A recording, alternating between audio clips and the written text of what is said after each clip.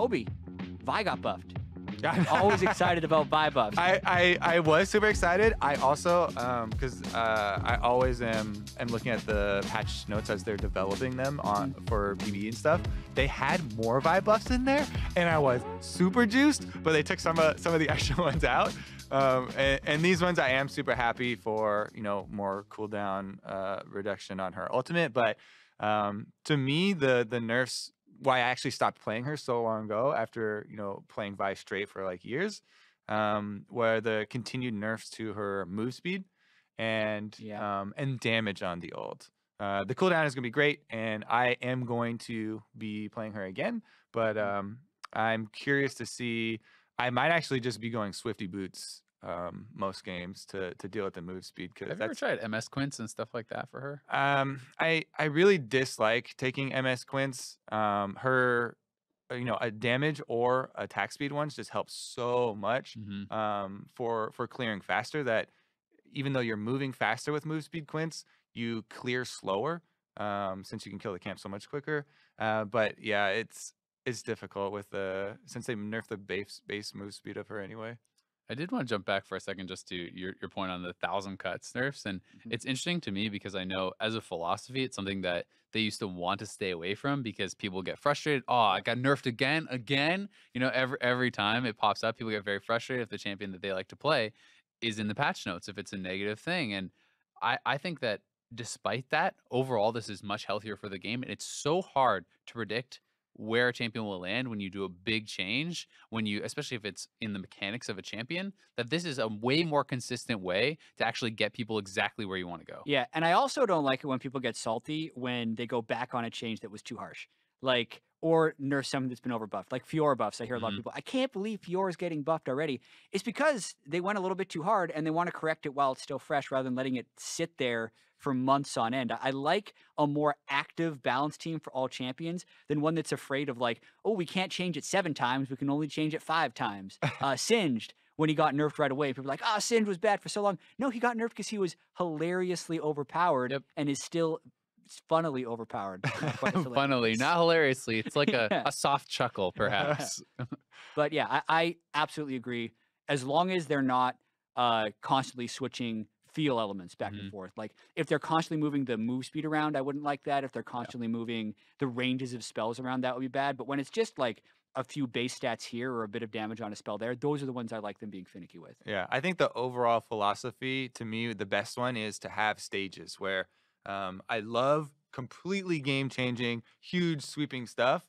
You know, at the break of the season, or maybe like halfway through the season or something like that as well. But then they slowly get you know, more and more minute, the changes basically as you move either towards like spring playoffs, even like we can have you know, a slimming there, and then like maybe a big one and then another slimming.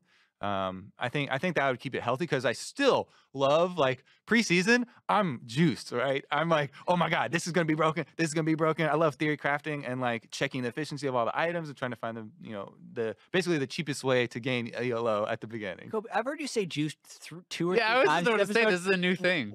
Where did you pick that up from? What happened? Was that a NorCal thing? Someone told me to say it. Really?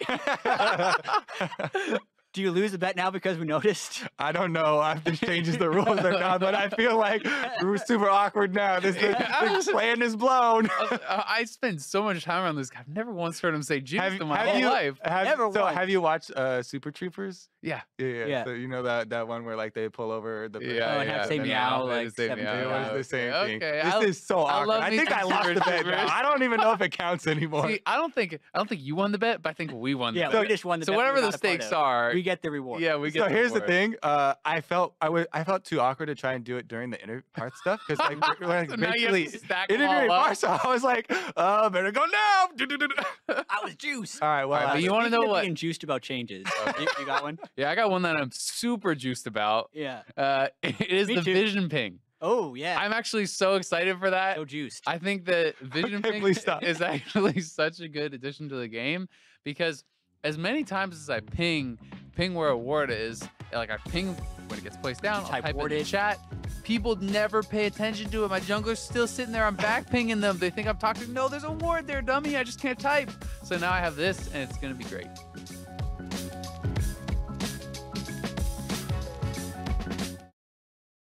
Mickey is insane. Like, we played some scrims and he was just incredibly fed, like 250 CS at 20 minutes, and you know, solo killed the mid laner a bunch of times. Like, he's insanely talented, so I love playing with him. And only hard thing is that it's he doesn't know English that well, so we usually have to talk to Piglet to talk to him.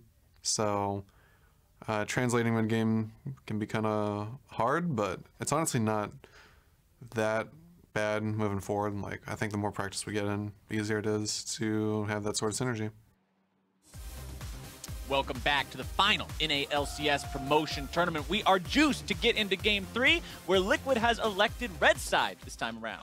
That's true, and no communication required when he's just killing them over and over again. Yep. But I want to ask, how come you never have 250 CS at 20 minutes in our games? Because that's all I ever play. I play Skarner. How am I supposed to get 250 CS You as tax lane all the Skarner? lanes. You sit under your turret and hope nobody kills you.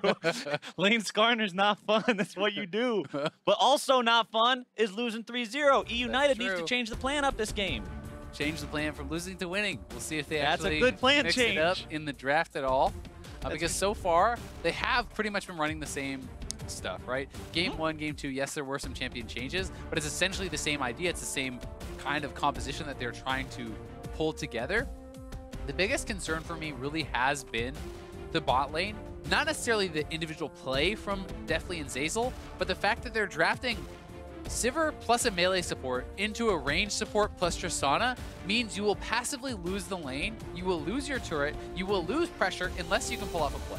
And in game number 1, they had Shen and Alistar to turn that around. Yep. In game number 2, they couldn't pull off anything.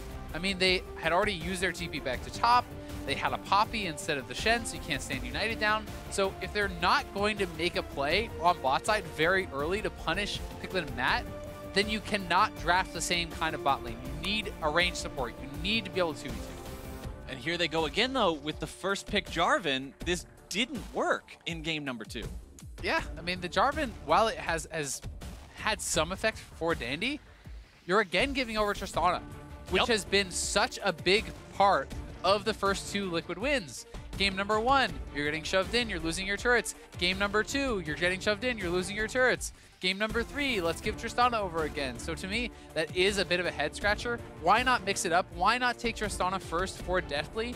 I mean, this is a pretty standard AD carry. He's played it 5 times in the Challenger Series. It's not like he doesn't know how to play Tristana. Yeah. And I feel like drafting some sort of laning strength is more important. At least it looks like they are mixing it up here with a Varus pick.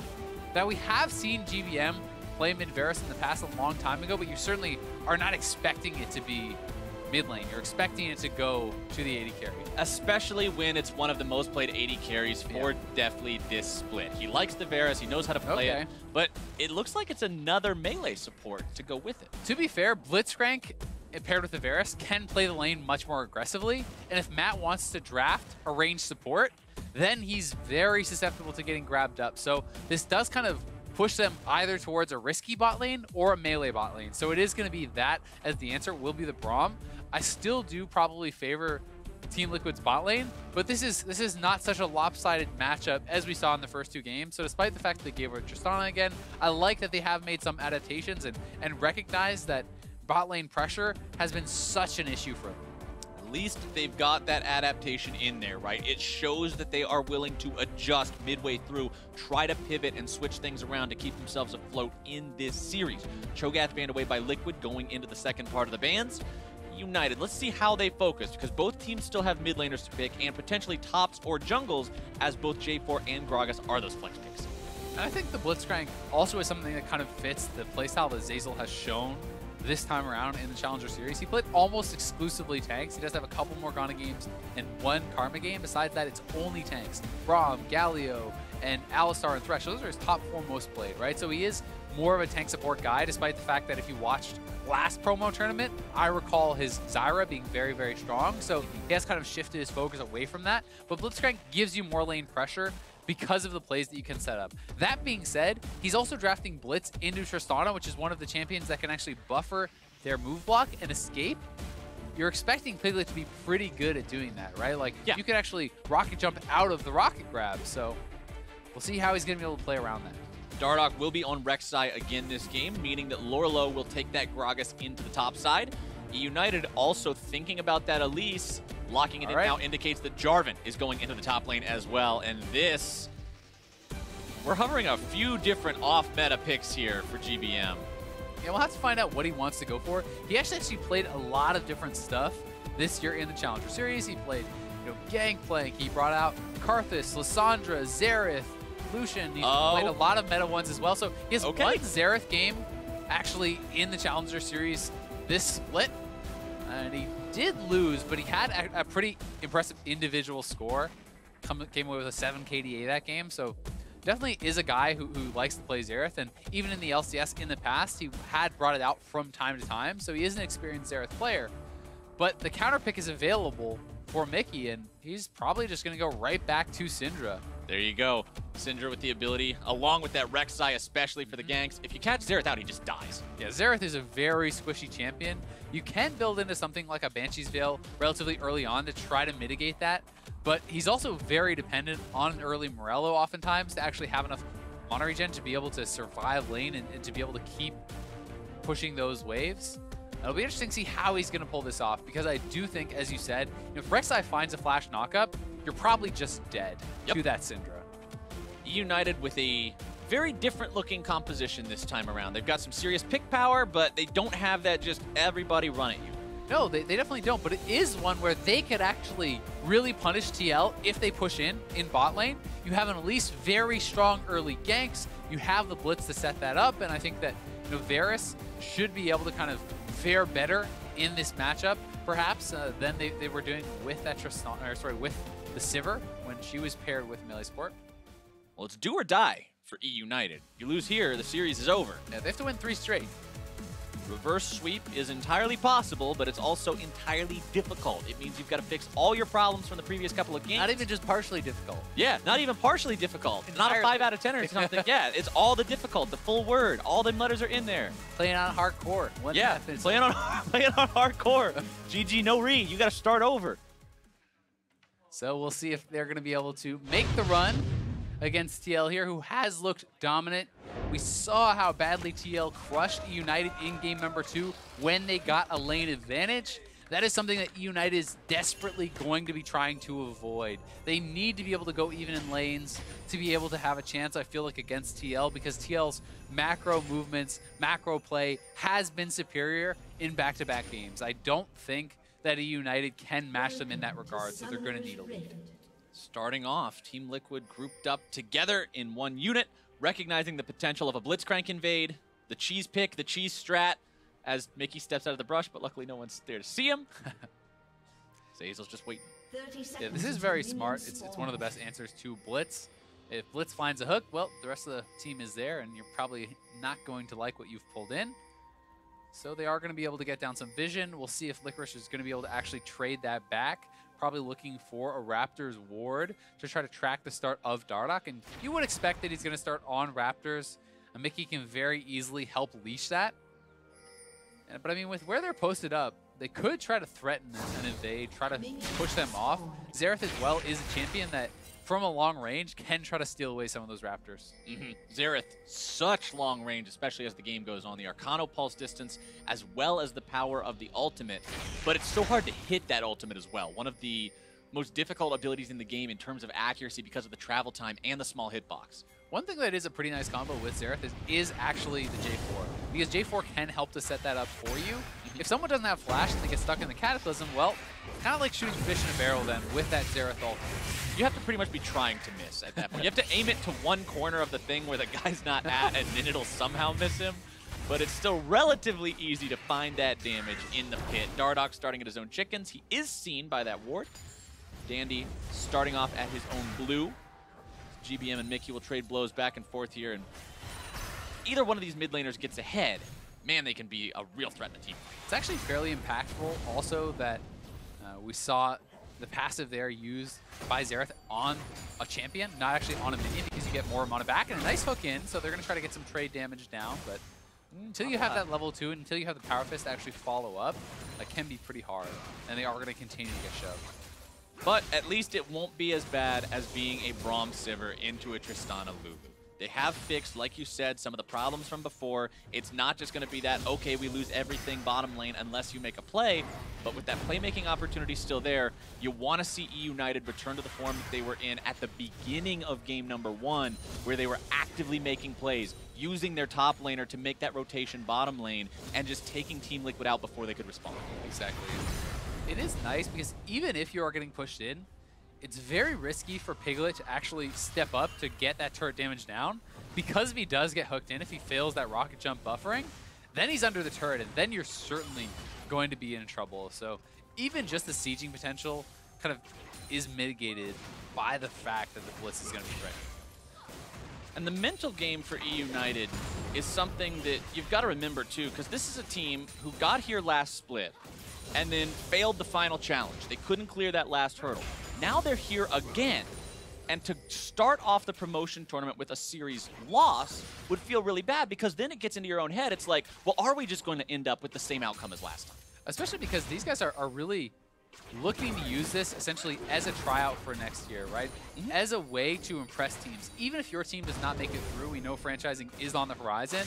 Teams will be looking for players for LCS, and they will be looking for players for their academy teams. So right, even if your team does not get into the LCS for franchising, this is your audition. This is your final shot, really, at playing an on-stream, high-pressure game where you can say, hey, look what I can do. This is why you should pick me for your team next year. Yeah, it's a convincing argument that you can make should you play well enough as an individual player, which everyone wants to do, because there will be many spots with those academy teams and with the franchising team. And for TL, despite the fact that they have been really struggling the last couple of years, this is a chance for these guys to say, hey, you know what? We are a very different level than the challenger players. Right. And this is why we shouldn't have to be replaced. This is why we should be sticking around on this team for next year. Yeah, you're saying even if we are at the bottom of the standings of the North American LCS. It's the LCS. Yeah, the teams in the LCS are far enough above the challenger scene and the semi-pro circuit that there's just no comparison, which is what Team Liquid said in Game 2. And it's what we've seen for the last while, really, in the promo tournaments. Going back for the last couple of years, you have been seeing more and more consistently the LCS teams coming out on top, with perhaps the exception of FlyQuest, who was a team that was built of all LCS players to get back into the LCS, which is a bit of an outlier. Kind of skirting the boundaries of really saying it's a challenger team. Challenger team of players that all once were higher than Look challenger. at all these up-and-comers who've been to Worlds before. all these new names you've never heard of, except for all of them. Deftly and Zeyzal, though, holding their own right now, and then some, as they do even have a CS advantage up over Piglet and Matt. Yeah, and it's not like they're crushing lane by any means, but this is night and day. Because of the lane matchups that they have chosen this time around, it's not Matt on a range support, just sitting there, autoing, harassing, poking, unreturned from eUnited. Matt, if he goes aggressive to try to trade, ooh, GBM may go down. Speaking of that, first blood for Mickey. Very nice all in there from Mickey in the cleanse. Not going to really do anything at all from GBM. Didn't even pop it. Yeah, not even using the cleanse. Didn't think He's it was not playing with a heal or a barrier. He goes down.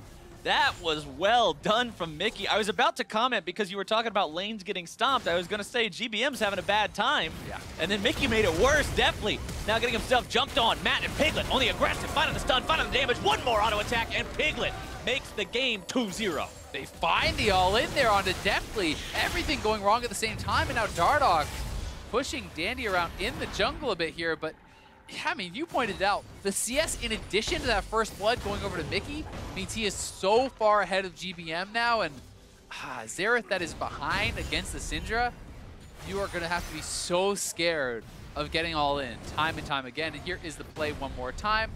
GBM just trying to kind of poke out here. No cleanse used on the Scatter of the Week, so GBM just assumes he's fine. Flash too late, auto already out, first blood. Would have needed an instant cleanse there probably to survive. Is Lourlo going to make this the complete 3-lane solo kill? Nope. Nope, I got ahead of myself. Licorice barely walks away from that one, and even in the jungle where we saw Dardoch moving in on Dandy, when the enemy jungler can't have his lanes protect him. When you just say, oh, well, both your dudes are dead, so I'm just going to attack you and there's nothing you can do about it, that feels bad for him. Then really he has no control over his own jungle. Zeyzal, though, out on the map, did go for the early Moby Boots purchase, so is going to be looking to make something happen. And we'll see if he's going to be able to do that. But look at all the vision from TL on the bot side of the map. They really are trying to play around Piglet and protect him.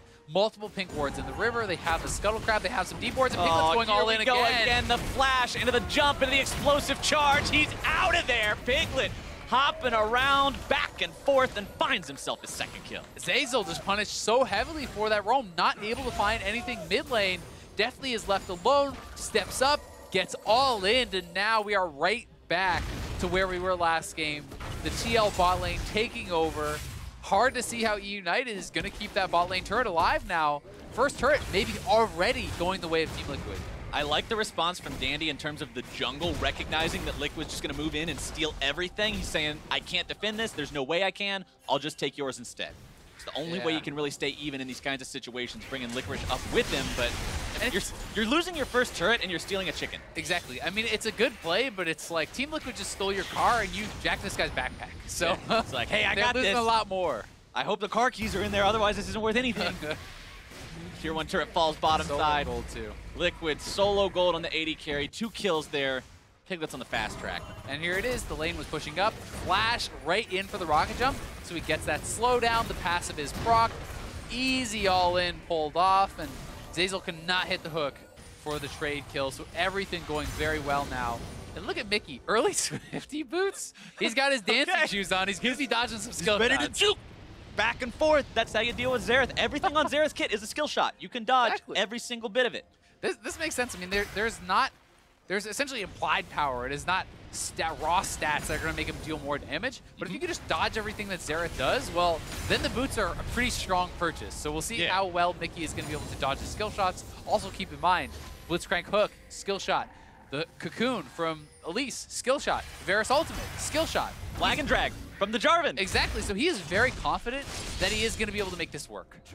Lourlo eats some damage from Licorice there, takes a swig, heals it off, and just doesn't really care too much about this. He's got a small farm advantage for himself in the top lane, but this is mostly even. And the fact of the matter is, for Lourlo, he shouldn't be trying to do anything too crazy. Nope. If you hold that lane even, while mid lane is smashing, while bot lane is smashing, you don't have to do anything. You just have to hang around and wait for your team to win the game. Those are the best and worst kinds of games, and these are really the worst kind of games. Mickey just destroys GBM. No chance for GBM. Their double flash commitment from TL, but they knock him off the map, and Licorice did TP in. Dardoch getting himself away, but now he's dunked it back into the ground. Dandy grabs the first kill of the game for his team, but that's all they've got. Meanwhile, bottom side, by the way, the tier 2 is now being pressured. It's a good trade back from eUnited. Cost them some summoners, but at least they do secure a kill. And we'll be able to perhaps reestablish themselves on the map a little bit. But yeah, the bot lane, now TP is down. That gives more confidence to Piglet and Matt to shove. Flash is down from Dandy, even more confidence to shove. And they're going to be sieging these turrets very heavily. Can even roam up to top side and threaten the mid lane turret as well as that top lane turret eventually. And here is the all-in onto GBM. Tunnel in from Dardoch. Immediate flash from both players. No way for him to get out. He tried to cleanse, but it's not doing anything. Dandy going for Mickey. Repels up in the air.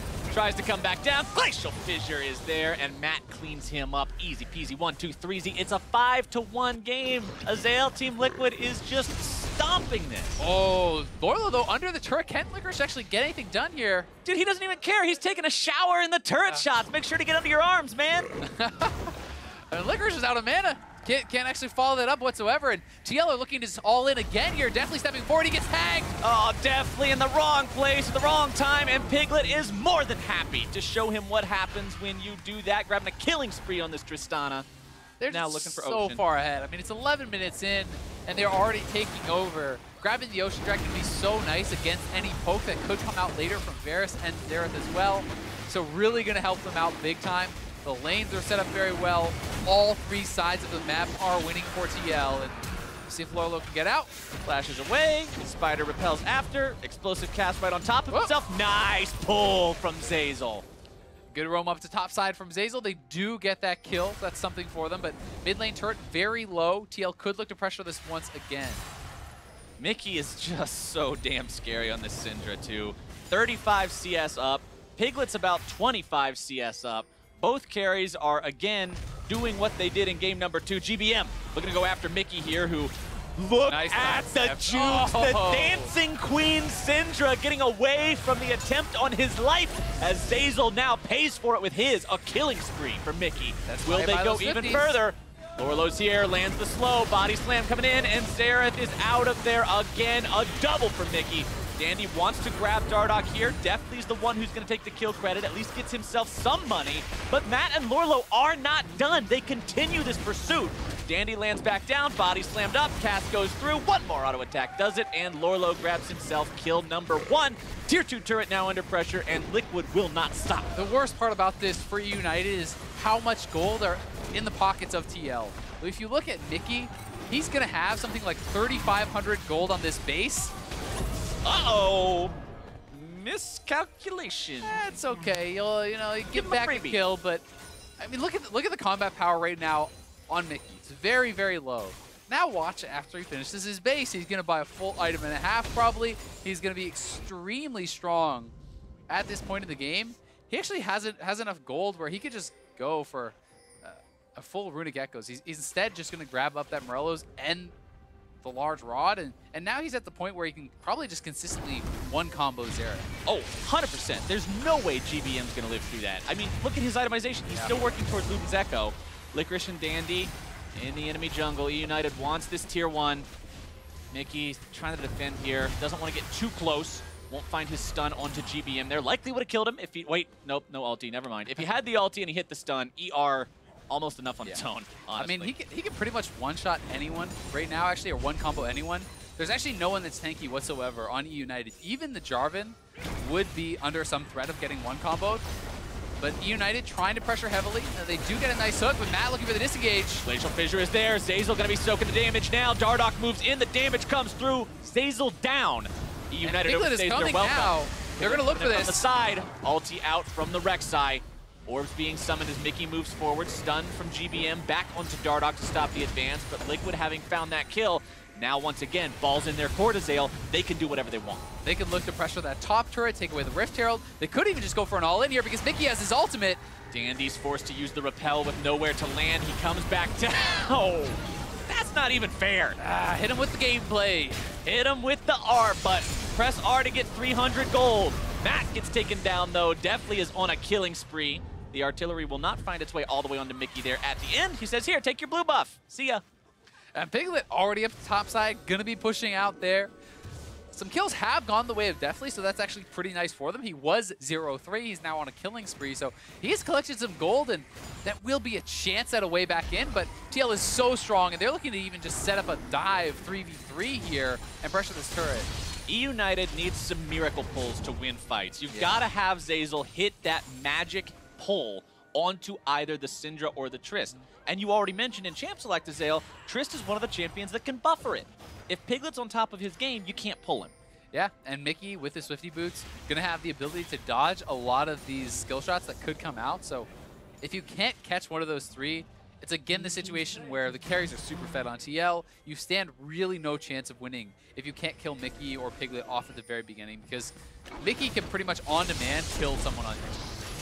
Licorice tries to go in, hits Piglet with some basic upfront damage, but then immediately has to retreat because you can't fight Infinity Edge Trist as two components Jarvan. At least he did clear out the wave though, and Mickey now may be looking for assassination. Gets himself pulled, a lot of CC coming through. Dandy comes down and finds the shutdown onto that enemy mid laner, also walking away, but the cast will seal his fate. Flag and Drag comes out as Licorice tries to get away. The stun will also bring down GBM. Lourlo still wants more here. Another cast, Dardoch comes in with the ulti. Dodging the pull, Liquid makes it 1 for 2. Piglet again, just pushing up on the top side while his team is fighting elsewhere on the map. Mickey just a casual 90% of Dandy's health with only the ultimate after he does get pulled in. It is a nice play though from eUnited. They find the pick on Mickey. Exhaust slows him down, poke him in, comboed with that stun, but then look at the ultimate. That's all Syndra. Just did about 90-95% of Dandy's health with one button. Not even hitting the Q or anything before that, but TL so strong they can continue to chase, and Piglet already just heading back up to top side to look to threaten the turret. Good step away from Dardoch there as well, making sure he can get pulled back in there. As the Rift Herald drops, Liquid grabs yet another advantage. And you'll notice during the replay, the top lane turret did go down to Piglet, so he is just collecting even more gold for himself there. And it's going to be so strong. Medjai's Soul Stealer on Mickey saying, hey, I died once. That's going to be it. Time to farm some champions. Meanwhile, mid lane tier 1 falls. eUnited grabbing that one. Takes them up to 2 total, but they're still down 5,000 gold. Drake number 2 spawning in 5 seconds. Liquid so far in control of this game right now in terms of their pressure, their presence, their economy lead. Everything's going the right way for them, so eUnited likely not interested in fighting over an Ocean Drake unless they can get a good fight here. Matt walks up, base checks the brush, nice glacial fissure down into multiple people. Zeyzal already grabbing the kill, but Team Liquid is taking the fight. The shutdown out onto Deftly, 2 dead on the side of eUnited, but Mickey has fallen as well. Piglet still alive, running all over the place. GBM now the target. Piglet jumps over, Dandy is disengaged on, as now Lourlo and Dardoch decide that this squishy spider is no threat to them. Dardoch grabbing the kill on a rampage, 4, 2, and 7, as these two head down to the Ocean Drake, and Piglet just keeps on doing whatever he pleases. Hey, it was a good try from United there. They set up a pick. They do get a couple kills, and GBM with some good damage from over the wall, but again, TL too far ahead. The rest of the members able to come through and win out that fight, and they grab the dragon. And they kill the guy who just bought a Soul Stealer. That's the best thing to do to people who buy that item, because that is a show-off item, and you got to show him that this is not the place and not the people style. So setting up the pick again, looking, they do catch Matt. Not the man you want, but still they're able to take him out pretty quickly. And then Drac Mickey in the back gets hooked right in. Xerath with the follow-up damage in the Cataclysm, as we talked about earlier. So that's a well-executed combo, and had they not been so far behind, that could have been a fight that would have been heavily in their favor. It looked really nice at the start, and then Dandy just, he thought maybe he could come behind and get Piglet there at the back end of that fight, but the disengage was there, and then Lourlo and Dardoch just say, look, you don't even have to join this, we can kill him. I mean, almost any option that you go for is going to look kind of bad as a United at this point because you're so behind. It's really hard to find something that can go better than maybe an even trade or some sort of one-off pick.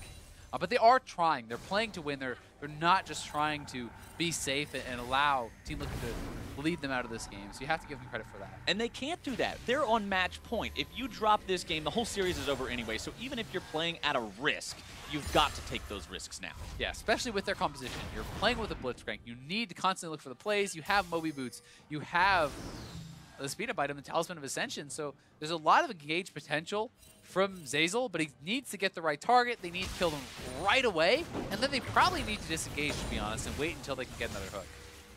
Hooks will be the name of the game as they find one onto Lourlo. Not really the guy you want, but the guy they'll chain CC anyway. Maybe they can get Look him. at how long he's lasted. He still walks away, and now the side. counterattack is there. Mickey coming in from the side. Piglet grabs the kill onto Zeyzal. Now jumping in, firing onto the back line. Not even afraid, finds multiple kills. Jumps back in. GBM going to be the last one to fall here. Maybe tries to disengage it, dies midair. A triple kill for Piglet and an ace for Lourlo. Team Liquid will take that one any day. Yeah, 5 for 1. They still have the Rift Herald. They are going to be getting an inhibitor here at 20 minutes into the game, and they could actually look to threaten a Nexus turret or even just go straight back for the Baron. We'll see what the call is going to be.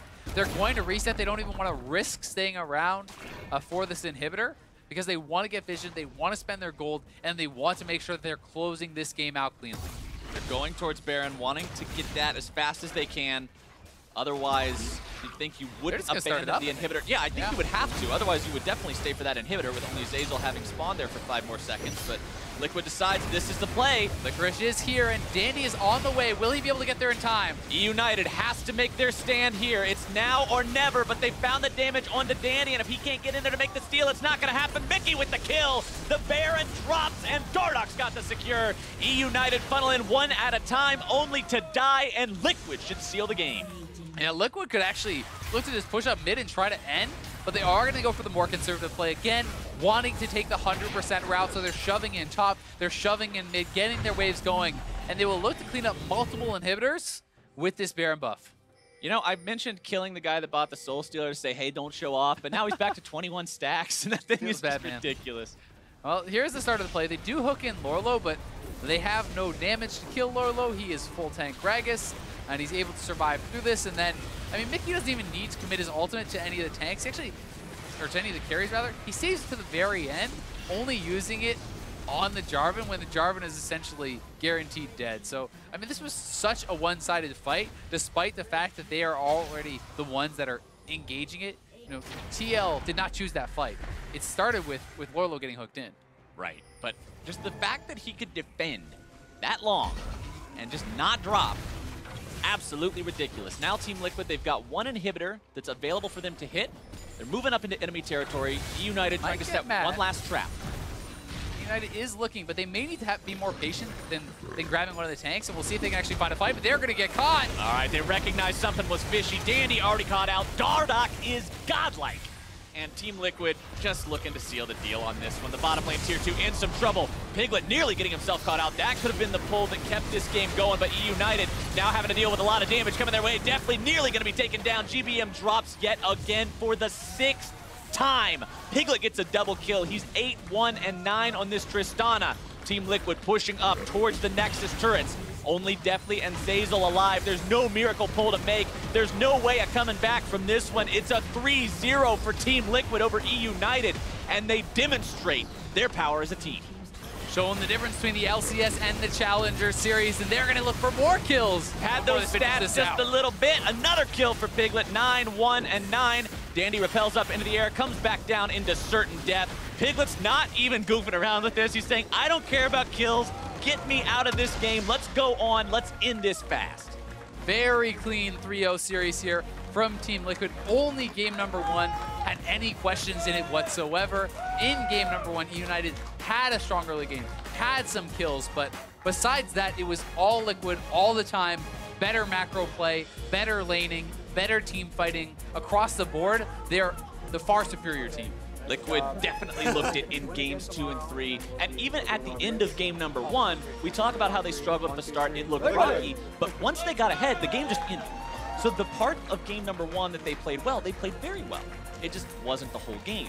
And now Team Liquid finds themselves, remember, in the structure of the promotion tournament, you win 2 best-of-5s, you're Gucci.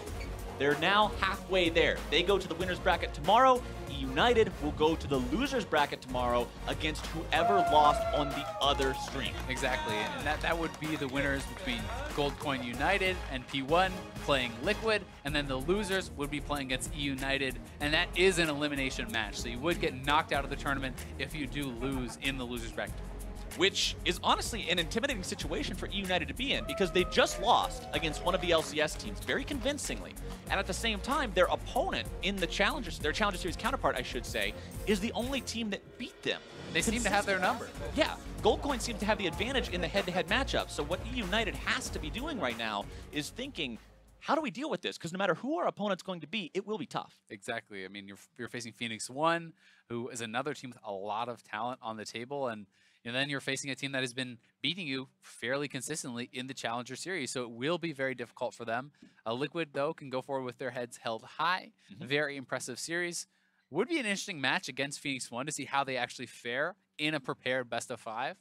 That would be a lot of fun to see. Honestly, getting to see those teams like go at it like that as the bottom 2 teams of the LCS and just see what they're working on in this sort of last hurrah for Summer Split 27. Well, and really, it's a chance to see what can Mickey look like with the rest of the team, right? What is a TL that has had some time to prepare, that has put in a lot of practice with this 5-man squad? How good are they? Are they much better than P1? Is that still a close series? Because, I mean, while this looked extremely dominant, they're not playing an LCS team. So being able to judge how much they improved, I think, is a lot easier to do if they play P1. Plus, like you said, this is one of the last chances for these teams to really show their stuff, really show what they're made of. Because after this, I mean, if you're in the promotion tournament, you're not going to Worlds, you're not going to any sort of a qualifier. This is your last chance to really show what you've got. But to hear more about that series from the player's perspective, we're going to head stage side with Avali May and Team Liquid's top laner. Thanks, guys. Great cast on the day. I am here with Lourlo. Lourlo, what a dominant and actually really fast series. What kind of preparation did you and Team Liquid do for the promotion tournament? Yeah, so overall, we went into the week really confident because we knew we had 5 really good players that were like really good mechanically. So we just triple blocked all week and made sure that we just got more team synergy because we're still pretty new with the iteration of Dardoch and also Mickey. So it's just ironing out that and making sure that our macro and team synergy were up to par. Well, coming in with those 2 players, did your team have any specific goals coming into the tournament?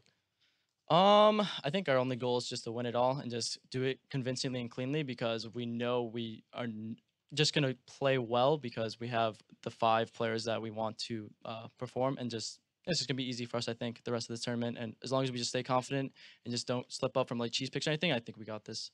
Well, I love the confidence. Tomorrow you go ahead and play the winner of the P1 Goldcorn United game, which is still going on right now. Is there a team that you would prefer to go up against, or a team that you're kind of scared of, or? I think P1 looks a little more promising. I think they're harder overall because their carry players are better. I think Ryu and also Arrow are pretty dominant, and they're pretty scary if they do get ahead. So I think I'd rather verse GCU. Well, the games are still going on. After a quick team chat, are you going to go head on over and catch the games in the arena? Yeah, I'd probably go watch it and see, just so we know more information about both teams. So. Perfect. Well, Lourlo, thank you so much. We're going to go ahead and kick it over to Degon and the boys at the analyst desk. Yeah. Degon and the boys. That's right. You guys are my boys. That is Degon. Apparently, we are the boys. That's what it is. Just like Team Liquid. Team Liquid went ahead, took care of business against the other boys on the other side, and really it was just a dominating performance out of the team after the game one, kind of like close one. But after that, Team Liquid just cruised right on through. Ramping up a little bit there to a very quick finish. And yeah, talking about carry players, Piglet as well as Mickey just absolutely blasting this last 2 games, honestly. Exactly. I mean, he got Trist all 3 games. I think games 2 and 3, Mickey also blasted. He had a little bit of a misstep in game 1. We were checking the clock from the start of the show to the end of the series, including like the analyst desk segments and the intros, 2 hours and 10 minutes. That is the fastest best of 3 I can remember. Maybe when Complexity qualified for the LCS back in 2013 in like the first promotion tournament, that might have been faster. Right. But aside from that, this thing was really one-sided. And the big question now is for eUnited, what do you do? Because it seemed like they came in with that Vladimir Sivir comp. They didn't really have a great backup plan because they definitely just got smashed right now. What do you do? I mean, they've played GCU before, so eUnited, they'll probably end up facing them, right? Because Phoenix One are already 2-0 lead in that series. So I think it's just back to something a bit more comfortable as far as practicing for an opponent that they know better. Yeah. So I think you can do Vladimir Sivir again. That was it was better than Xerath. It was better than Xerath. GBM known to play Xerath for all of you that don't know. Your bar is better than Xerath. You got to go with your best. Yeah, I mean, and we got to see a lot of comfort picks. Matt pulled out the Bard, which obviously didn't make big plays, and the comfort picks not working out. Maybe the meta picks are what they need to do. We had a lot of great performances today, but we'd like to recognize one player that stood above the rest to earn player of the series, and today that person was Team Liquid's AD carry, Piglet. Yeah, Piglet has been trying all year to carry this Team Liquid team. This time, I think Mickey helped him out a little bit. He was dominant in games 2 and 3 in the laning phase, and also carried that very well into team fights. So pretty easy decision. He was massive this series. Yeah, the bottom lane for Team Liquid definitely was huge. And Piglet got to go very aggressive on Tristana as well. That's one of the champions where you get to perform a lot of highlights with the Rockets resets. Yeah, look at that. Like, what's that total KDA? He only died 3 times, so really good. Really good KDA. I would say his KDA just, that's how Piglet wants to play. That's how Piglet sees himself. Expert stats analysis. Really good KDA. And obviously definitely one of the better players on eUnited getting bodied there. That just is testament to how great Piglet was doing today. The B tier standing for the best tier AD carry. All right, so we have a more bonus coverage on the other side, on the other stream. Game 3 of P1 versus Goldcorn United. P1 currently up 2-0 in the series. Let's go ahead and kick it on over there. Enjoy, guys. Once again, go into that Varus pick, and we'll have to see here if they choose to grab that Elise and telegraph the J4 on the top side. That does potentially leave the Corki to get banned out.